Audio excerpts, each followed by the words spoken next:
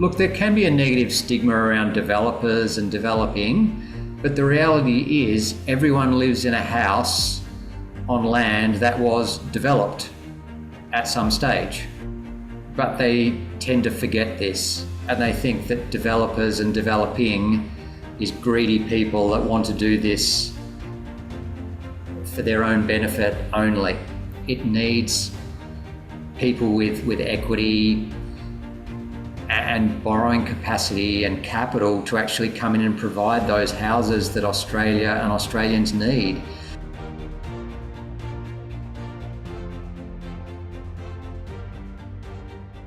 Well, Richard Williams, thank you so much for coming on the podcast. It's a pleasure and an honour to have you on. I'm very much excited to have a good chat. And let's get into it. Fantastic. Thanks very much, Darren. Awesome, mate. So what I want to know is, what mission are you on right now? And what really drives you and gets you up in the morning? Sure. So the stuff that I'm enjoying at the moment, Darren, is helping investors, so that the mum and dads that are looking to get into property investment, that come in with lots of enthusiasm but not much knowledge. And I'm looking to help them value add to their projects. It's like, it's not about buying that off the plan property and waiting for capital growth, or, buying the house and land package in the new Greenfields estate. What I'm looking at is taking those existing properties that are out there in the market, in the cities that are close to the CBDs, that are in those desirable areas where people want to live, and finding those properties that the investors, the mums and dads, people buying their first investment property can add value to, maybe a bit of a renovation, and in particular granny flats. Property these days is really a game of finance, Darren, and it's like gone are the days of, buying as many properties as you like at 95, 100% sort of loan to valuation ratios. The banks are just cutting down on that, and even serviceability, the calculations the banks use, they'll take maybe 75% of your rental income, they'll factor in all your loans at not just interest only, but principal and interest payments, and principal and interest payments plus 2.5% additional interest costs. So by helping the investors make those smart decisions on the first investment properties, if you're buying a property, say for $800,000, $900,000, it might be renting $600-700 a week, for example, if you're taking a Newcastle type property. But if you spend another $150,000 or so and add a granny flat, then all of a sudden you can add another $500, maybe $550, perhaps even $600 a week of rental income. So what I really enjoy helping is the investors get into that next property quicker. Now, I'm not saying that they can go out and buy property number two, the month after the first one settles, but it's about making those smart decisions where, it's so much easier to use capital growth to get your second deposit rather than have to save it up like you did the first one. So if we can combine being in the property market and getting capital growth along with getting a good income or a good serviceability that we can use as income for those properties, then it makes building that property portfolio that much quicker and easier. So that's the stuff I'm really enjoying at the moment, Darren. And as you've known me for a number of years, I've been doing my own property developments and in property investing for over 20 years now. So I started out with sort of those simple little strategies. I bought my own primary place of residence, my own house to live in, and I gave that a renovation. Yeah. So again, I like the older houses where you can come in and you can give them a coat of paint, you can maybe change your floor coverings, and you can add some value by doing some fairly simple stuff.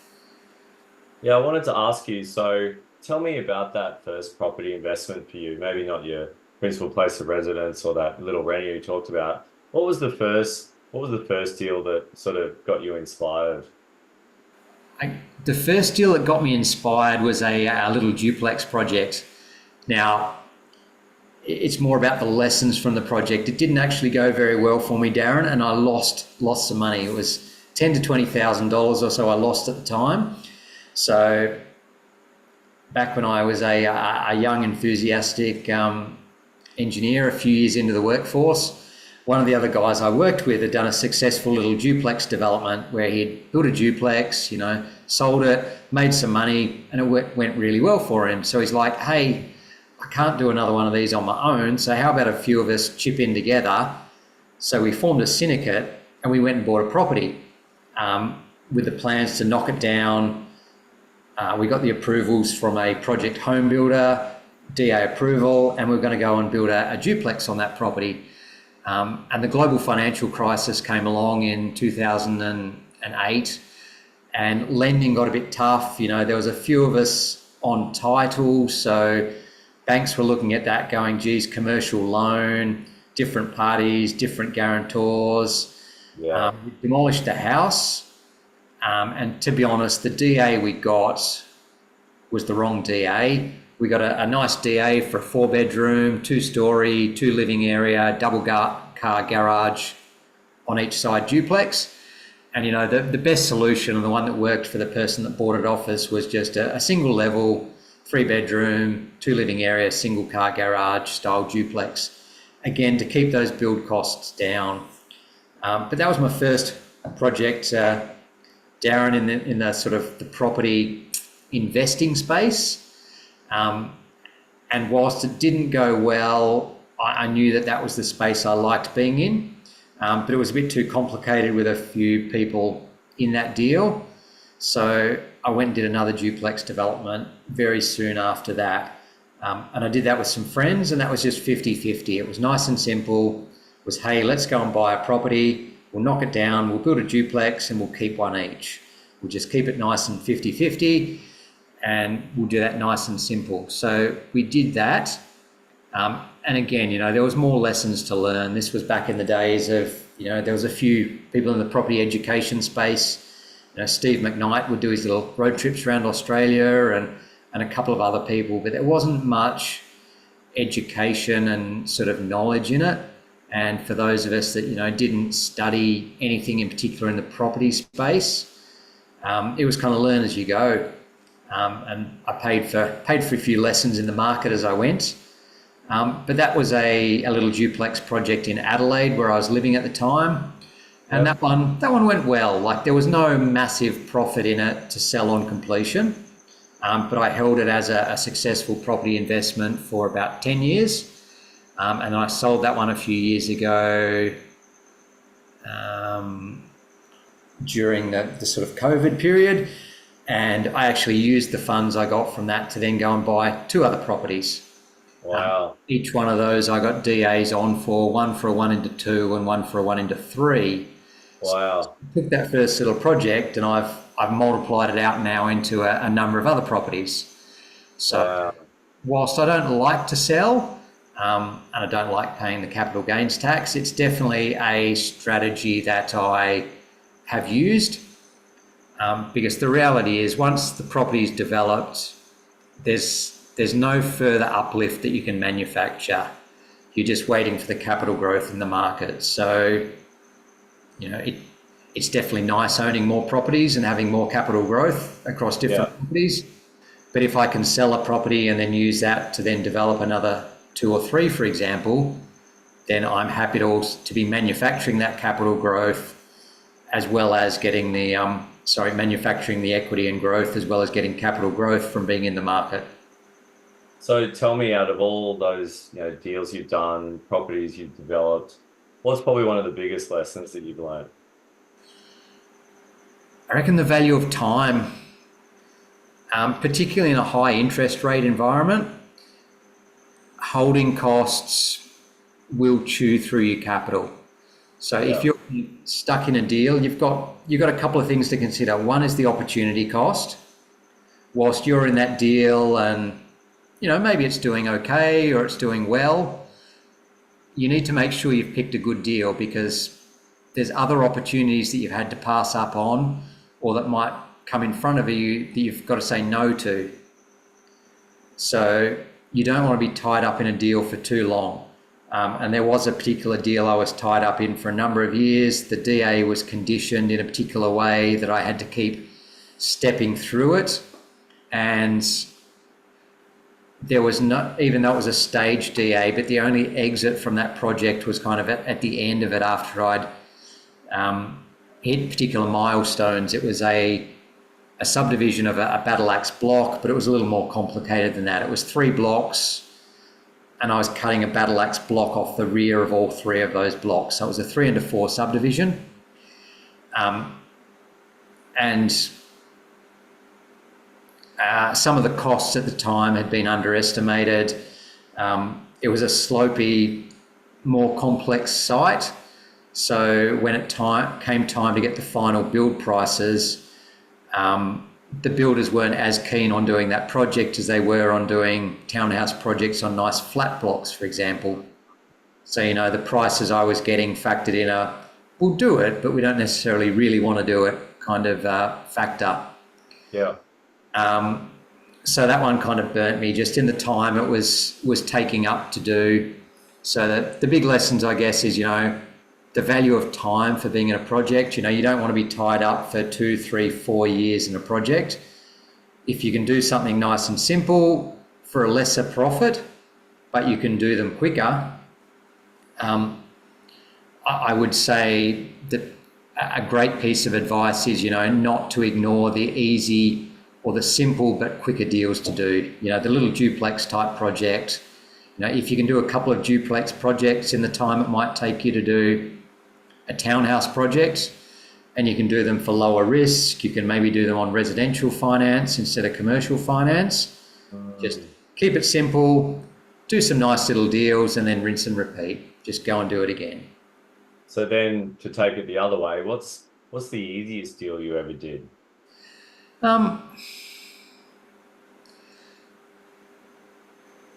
won't say that any of them have been simple and easy, but there was certainly one where there was a property, we had a house, it was in the middle of the block, and it was 2 titles underneath the house, similar to what you get in lots of parts of Queensland and Brisbane, but this one happened to be in Newcastle.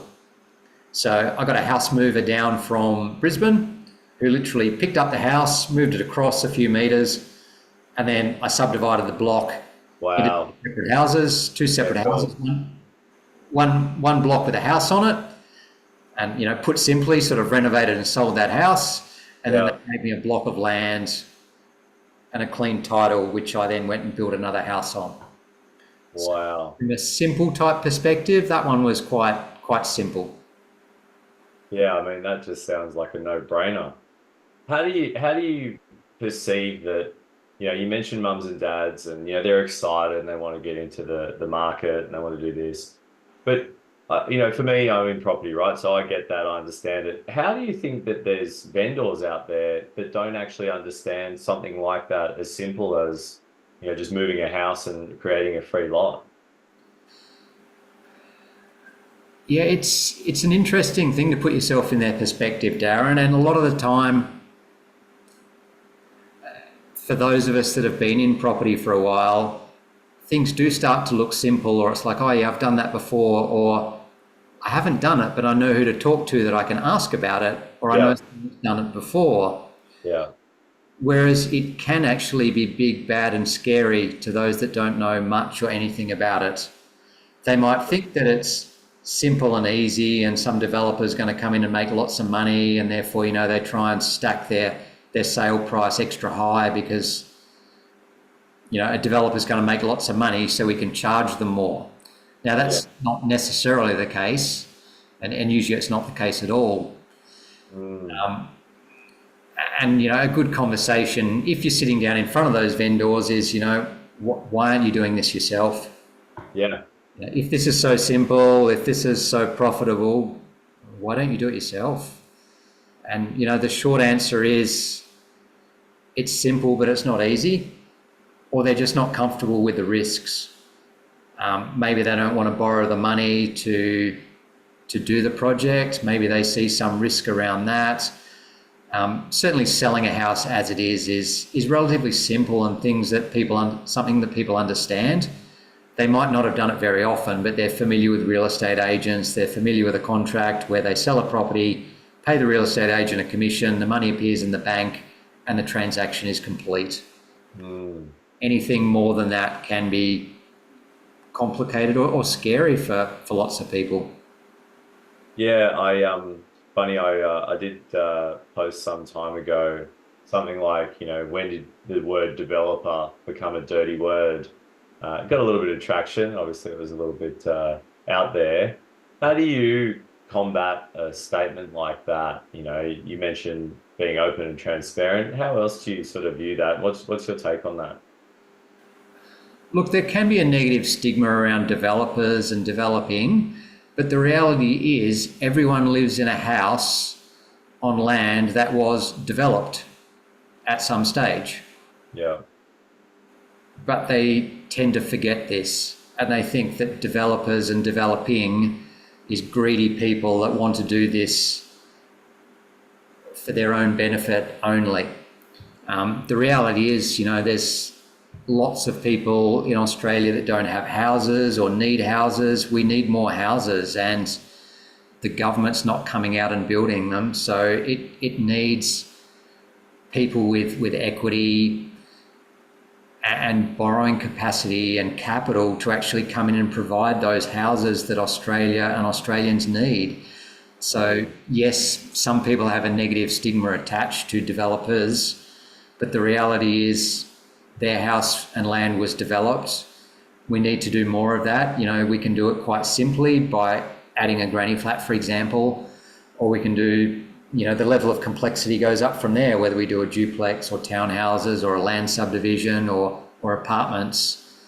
But I think, having that conversation with people and reminding them where their house came from is a good start. Yeah, I like that. I had to ask, and obviously, topic right at the forefront at the moment. What's your take on how we can solve the housing crisis in New South Wales? Look, I think the quickest and easiest solution is through complying development, taking the simple path. So things like granny flats, knock down and rebuild duplexes. That's kind of nice and relatively simple, but for the most part, a number of the pathways provided by the government, whilst they are feasible and possible, you can do them, they're not necessarily profitable. So, as the environment and the property market changes, more of those will become profitable and they will work, and the government's policies will help us. But in the short term, I don't see the government solving the problem. It's really going to come down to the private market. So big developers, they're hamstrung by the lack of infrastructure provided, for example, by Sydney Water. There's not enough sewer and water and stormwater services available. Just because land is zoned doesn't mean it's possible to even build on it.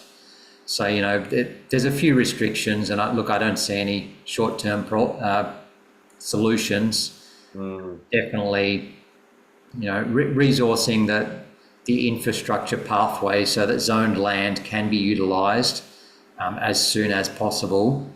And in the meantime, the small infill type stuff, and it's not profitable for large developers to come in and do granny flats. That's a product that's left to, let's describe it as, mum and dad investors. And they are able to, quite simply and easily help that sort of housing problem. And, everything in between varies on the scale of who can help provide those services. The big players definitely have a part to play, but they need the support of the government. And in the meantime, small developers and investors can fill a lot of gaps where it's not viable for the big players to come and build those houses. I love it. I can see you out there, one granny flat at a time, one duplex at a time, punching them out, getting it done, giving, the people places to live at an affordable rate. part of it as well, that affordability. And I always think, my thought on it is about just upzoning all of the R2 to R3, around centers just straight away, and just watch the density just in a nice way, just creep up a little bit. It's not 1,000 apartment development on the corner. It's just mums and dads making the most of what they have, and then being able to subdivide or do a duplex, live in one, sell one. You get more density in the places where the transport connectivity are, and some of those commercial centers. It sort of adds on to what you said, if not complements it. Yeah, it makes a lot of sense, particularly along those major arterial roads. Just upzone anything that's R2, move it to R3 with, a 9 to 12 metre height limit, and go from there. Let the market decide what product it wants to deliver. Terraces, or is that something slightly higher? Most townhouses are still 2 levels. At some stage, we'll go to 3-level townhouses in certain areas where it makes sense. Yeah. I went down the complying route with my place, but I wish I'd just gone, stuff it, and gone for the 3 stories. Like, just not because I want a huge house, but just because I realised that I could have done that. I had a little bit of extra height, so I've got very much a sloping block. So anyway, sidetrack. So tell me, why Newcastle? Why do you sort of I feel like you're very pro Newcastle, at least from what I can see, which is great. I love it up there. Tell me, why Newcastle? Why do you feel like maybe you've landed there? What led you to Newcastle?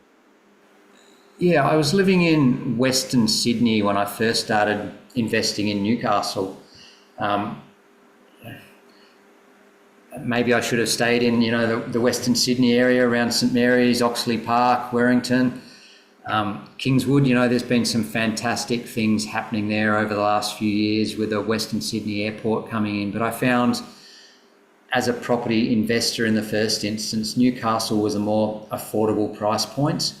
There was lots of opportunities available, but there was good infrastructure, good demand, and I'm now living in Newcastle. I've been here for a number of years, and the lifestyle here, living in Penrith was great, but it was about 90 minutes to get to any beach that was in any direction from Penrith. They fixed that now. Yeah, with a little, was it Pondi Beach? Bondi, yeah. But, from Newcastle, you can be 15, 20 minutes from the beach. You can just duck down to the beach of a morning or an afternoon. Like, the lifestyle has its own appeal. The property market is good. The councils up here are quite permissible. They don't throw too many roadblocks up. Contributions aren't as low as they used to be, but they're still, in the ballpark of most councils. So there's good opportunities around here, and the lifestyle. Sydney investors are still, the Sydney investors that are priced out of Sydney, they're kind of like, in the first instance, casting their net, going, well, where can I buy that's, close to Sydney, nearby, we like it, good history of capital growth. And, Newcastle's been ticking along on the capital growth scale for a number of years. It hasn't had those massive lulls like sort of Perth and Brisbane along the way. It's just been a consistent performer, on the coattails of Sydney, really. Yeah, it's interesting. You're right. I mean, it is about lifestyle and amenity. And yeah, from what I can see in the market, it does look like, Newcastle has performed quite well over time. As you said, consistent, not big ups and downs or swings. So yeah, it's interesting to see that you've landed there.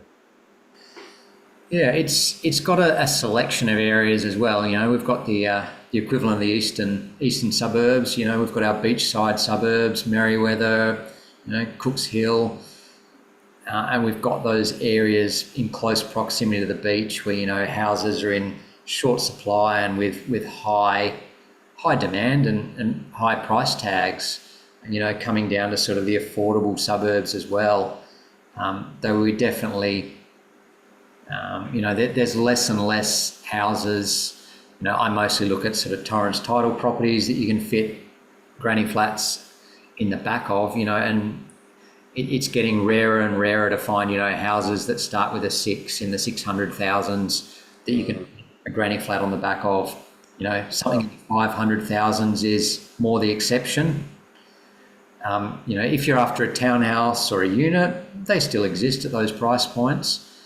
But, it's not quite, Penrith, Campbelltown, Sydney type prices, but it's far off. Like it's got a lot of demand, it's desirable, but there are good opportunities here still. So I really like Newcastle, and I see a lot of similarities between Newcastle and Wollongong. They're both great markets with strong demand in close proximity to Sydney that are commutable for those that have the tolerance for long commutes. Yeah, it's a good time to listen to podcasts. Yeah, for sure. So, speaking of podcasts, it is called the Entrepreneurial Engineer. Sometimes I talk to entrepreneurs, sometimes engineers, and sometimes both. And, I feel very fortunate because I definitely feel you fall in that both category. You're an engineer.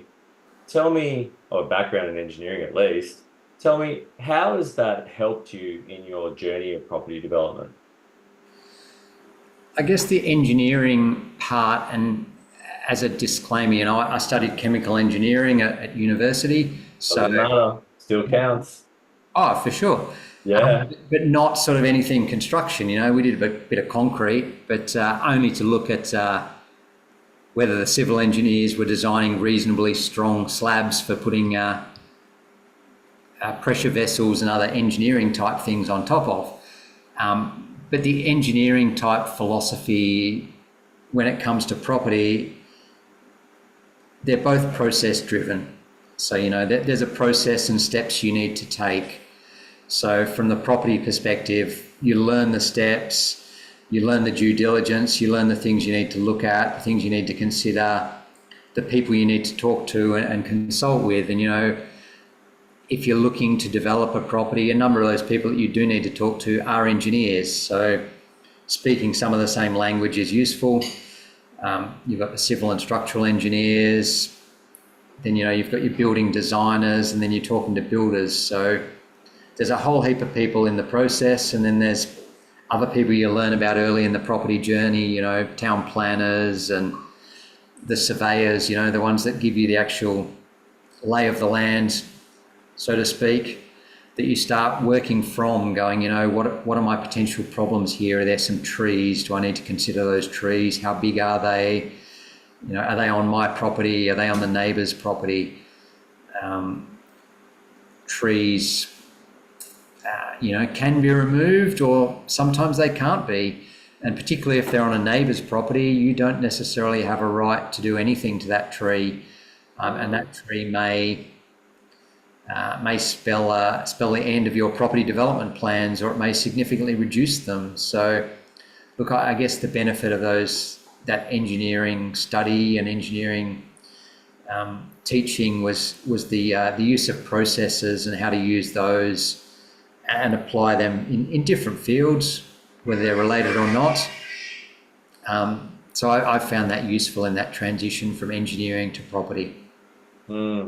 Yeah, you're right. I mean, chemical engineering is heavy process. It feels there's a lot of process engineering around, like, at least my understanding of chemical engineering. But you are right. I think, at least for me, I think about it as you said it, the steps, the process, the things that you need to do, and a lot of those interactions and how, like you mentioned, the tree or whatever it is, and understanding how those things interact. And what it means in terms of a risk or an opportunity. And, I think we talked about it before, how those things interact can make or break a project. So at least in my mind, to have that engineering mindset, it means you can really go do anything. It's just more how you use that in whatever you're doing or applying yourself to. 36% of listeners won't subscribe to this podcast, and that's a real shame. If you want to help me share the stories and help others learn and grow, then please like and subscribe.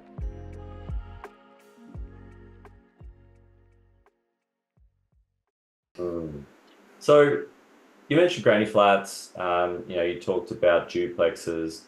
What do you think is the biggest opportunity in property right now?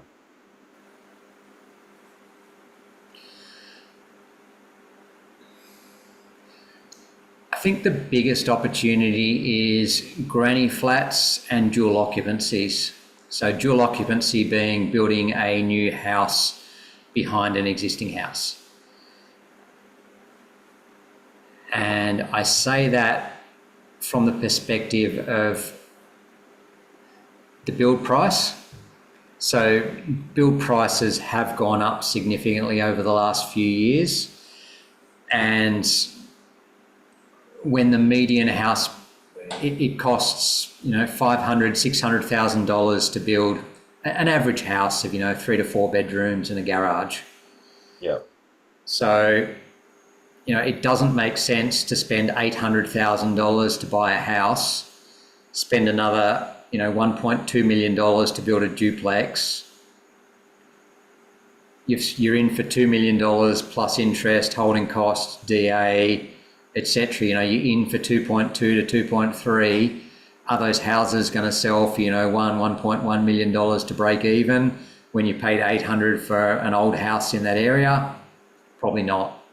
Yeah. So with build prices so high at the moment, you've really got to make use of the intrinsic value that's already there in a property. And that means, for the most part, retaining an existing dwelling and improving what's already on that property.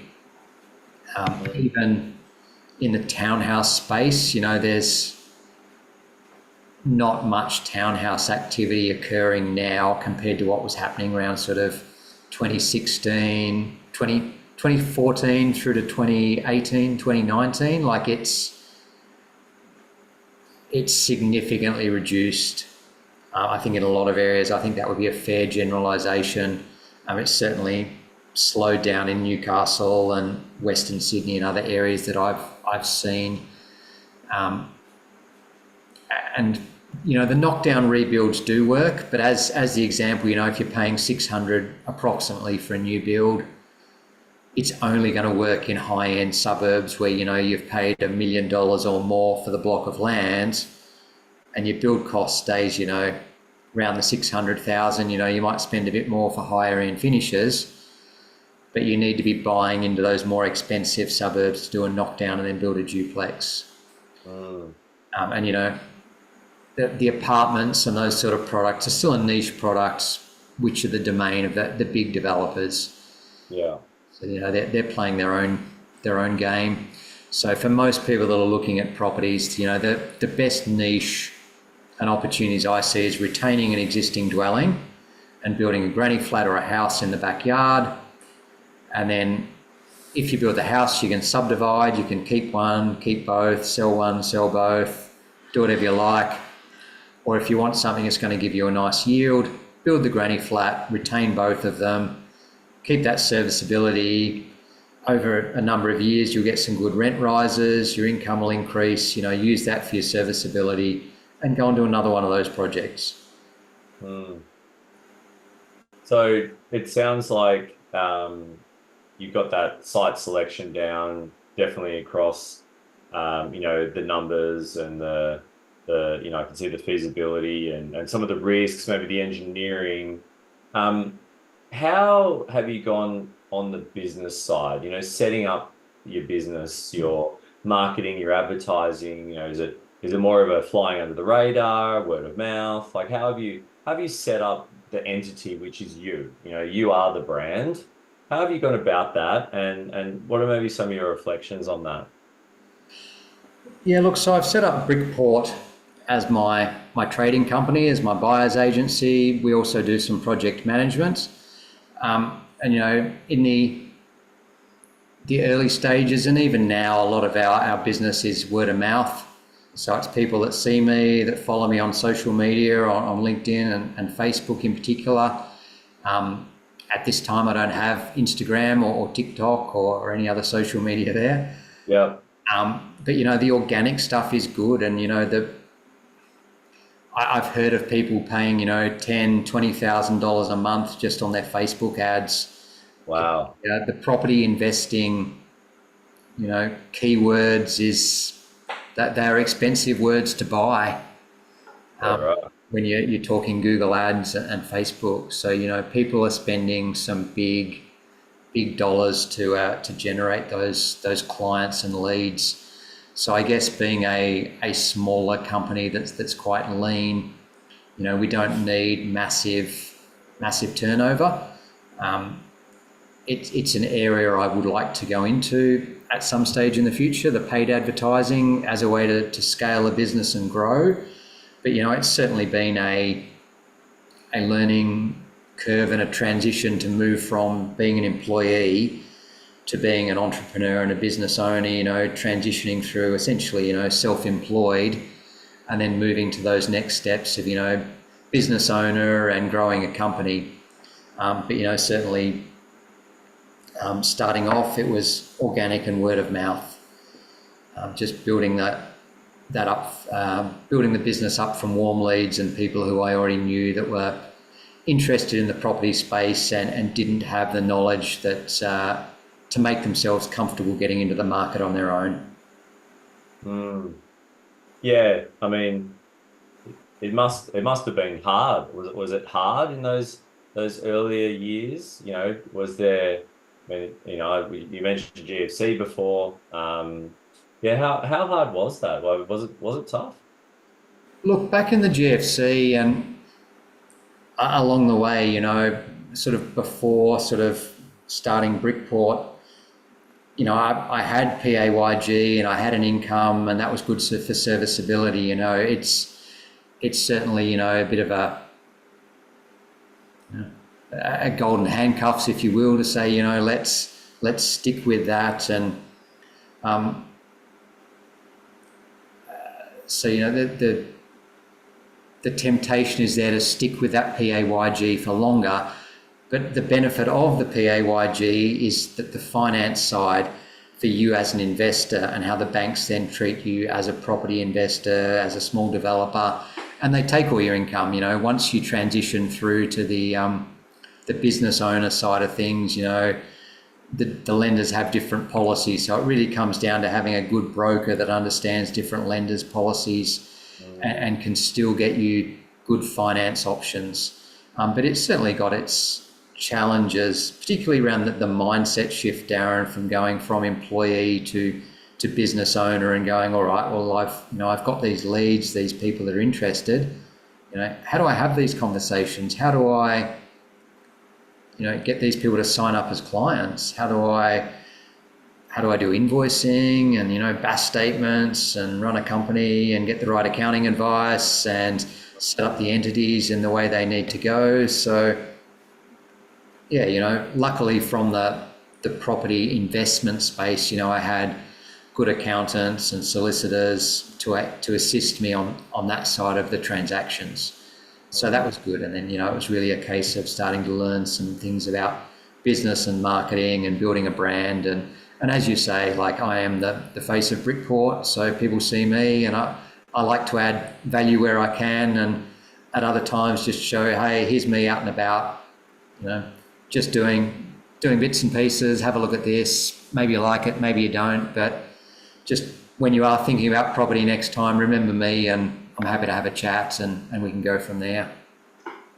Yeah, I love that. I mean, I'm very big on personal brand. I think you are the brand, regardless of the logo or the company that you work for. It's really about you and the relationships you have.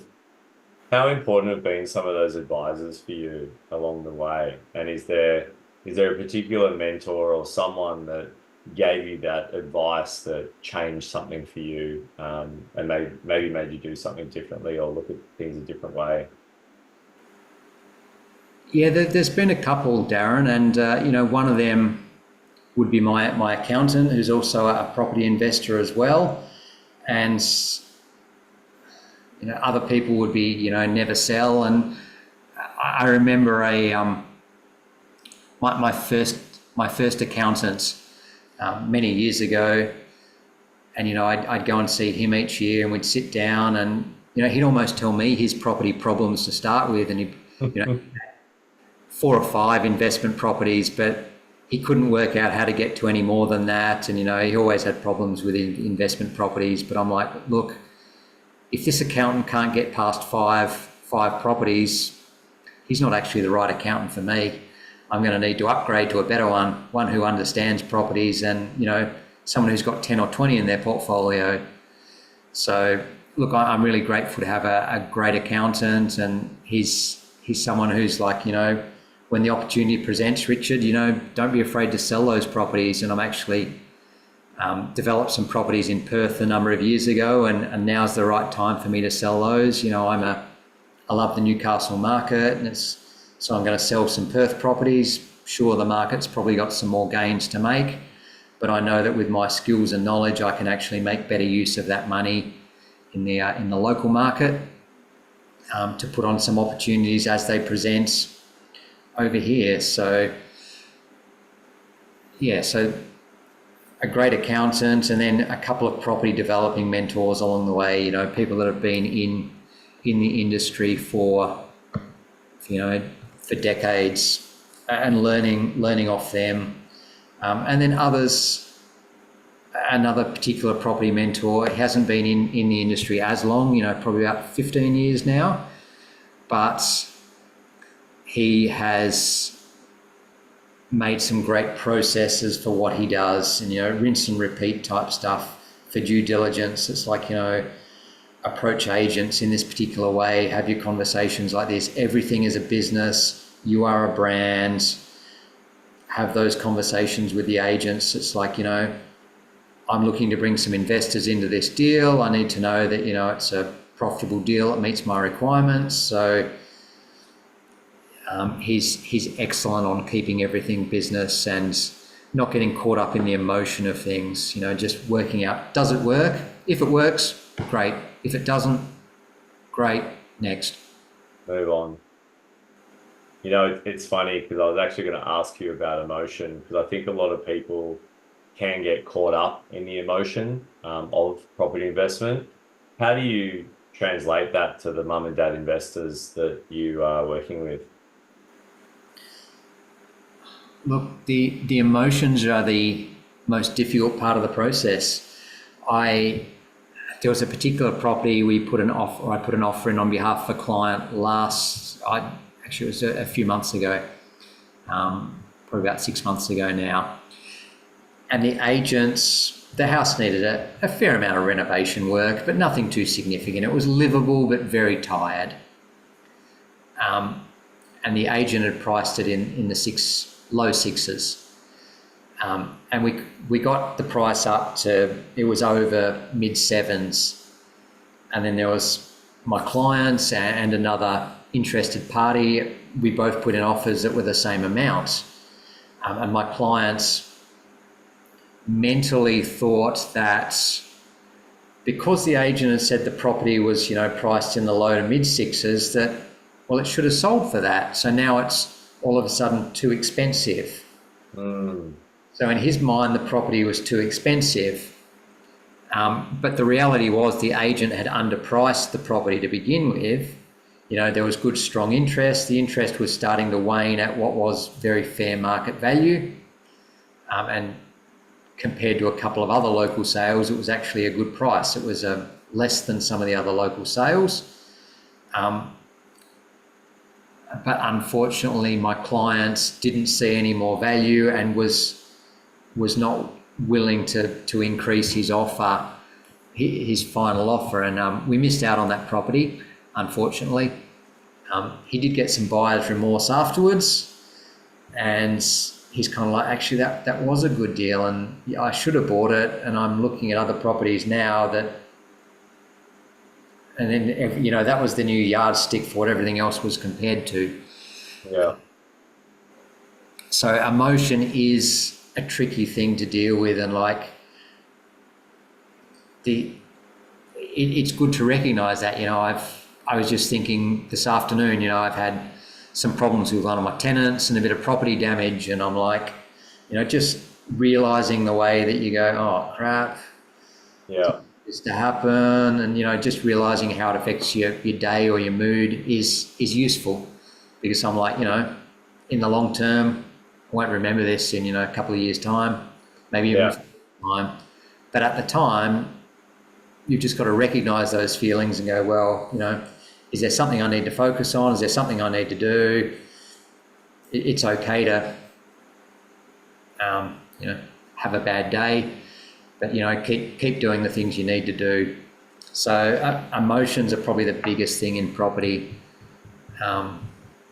That's why a number of agents, love their auctions in hot markets and everything Oh, at auction, because they can get people caught up in those emotions and the fear of missing out. yeah. FOMO is real. Yeah, Mm. So yep. on that, February rate cut, what do you think? It's a chance, but I would have said by September this year. I think I said in June or July, but I expected one around September, and it's like, it didn't happen. Yeah. Certainly, the RBA, I think, surprised us all by holding out so long without one. But given we've seen other central banks now cutting rates, won't be long and our dollar will start to go up because we'll have a high interest rate environment and someone will decide they don't like that. And Yeah. um, I I wouldn't say yes to February, but given the latest comment from the RBA, I think it's February's more likely now given their latest comments from the December meeting. I still wouldn't say it's a given. They could just leave us sitting for, who knows, another 6 months or more. Wouldn't surprise me. Well, I'm going to put it out there only because I love to speculate. I'm not much of a betting man, but I'm going to put it out there. I reckon there's going to be a cut. So you heard it. That's what I said. Um, I don't know actually the exact date that this will be released. So let's just put it out there. You're a maybe. You're on the fence. I like that. It's good. Your reasoning is actually very sound. But I'm going to go for it because I think it's about time. Um, so tell me, what's next? What's next for Richard Williams? What's next for Brickport? What's next for you? What does the future hold for you, Rich? Yep. Look, I'm going to continue getting those little value add properties, the little renos that add a granny flat, add a house for my clients. Yep. I think they're great long-term holds for anyone's investment portfolio. Capital growth in Australian property is going to stay. It's going to be a great place to have cash and wealth stored in the long term. Yep. So I'm going to focus on finding those opportunities for clients and growing Brickport and the buyer's agency, and in my own personal space, I'll continue to do my own small developments. I've got a number of NDIS properties that I've personally developed. Yep. They are all sorts of next level complexities and risk, and I wouldn't recommend that anyone sees a Facebook ad and goes out to buy one, because they are not a simple investment product at all. And lots of people make lots of money out of just getting a commission when a house is sold. Mm, There's lots of supply and demand metrics and other things to take into consideration in that NDIS space, but it's an area I've got a number of investment properties in that I've personally developed, and I plan on building up that side of my portfolio more. But yeah, small developments is the space where I'll be helping investors and also focusing on myself. mate, it sounds amazing. I really can't wait to see what comes next. I very much hope to, hopefully do something with you. I think that'd be amazing. And I'm sure, there's lots of listeners out there that will be listening to this thinking, yeah, maybe I can do something like that. Maybe there isn't a barrier to entry. Maybe it sounds small, it's affordable, it's not scary. It's something that is just about the numbers and the due diligence and the risks. And I think, you've got a way of really breaking that down for people. And I really love that. So yeah, I mean, look, with that, thank you so much for coming on. It's been an absolute pleasure. And yeah, I wish you all the best and can't wait to see what's next for you. Thanks very much, Darren. It's been a pleasure. Awesome, mate. Thanking you. Thanks so much for listening. I really hope you enjoyed that podcast. Please like and subscribe. It helps us reach so many more aspiring engineering professionals and entrepreneurs. You can find us on LinkedIn, Spotify, and YouTube.